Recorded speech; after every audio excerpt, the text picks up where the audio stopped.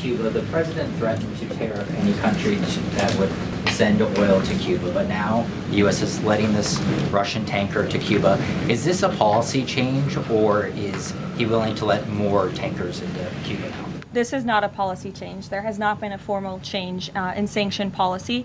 As the president said last night, we allowed this ship to reach Cuba in order to provide humanitarian needs to the Cuban people. These decisions are being made on a case-by-case basis. And as the administration has said, Cuba's non-functional economy cannot be fixed unless they undergo dramatic political and leadership change. But there has been no formal change with respect to sanction policy. So you could expect more tankers to go to Cuba? Again, these decisions are being made on a case-by-case basis right now. Just to clarify, why was the administration okay with Russia sending that oil to Cuba and not other nations? Look, again, this was a decision. It'll continue to be made on a case-by-case basis for humanitarian reasons or otherwise, but there's been no firm change in our sanctions policy. President Sheinbaum of Mexico also said that Mexico is exploring different ways to restart some of those shipments to Cuba.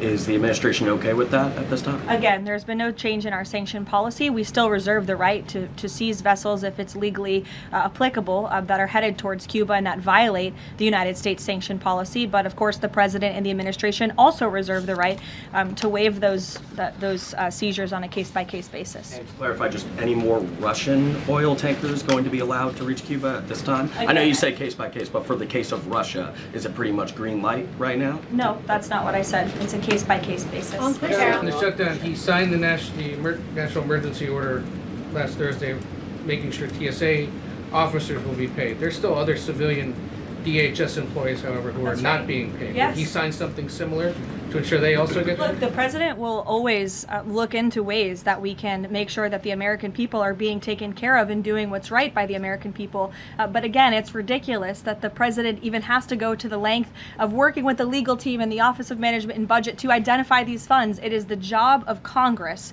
to fund these agencies. And Democrats in Congress have voted 7 times against funding the Department of Homeland Security. Congress should come back and they should get it done. The president, again, made the decision to prevent this existential crisis we were seeing at our nation's airports across the country that was only going to get worse, and that's why he wants Congress to do his job.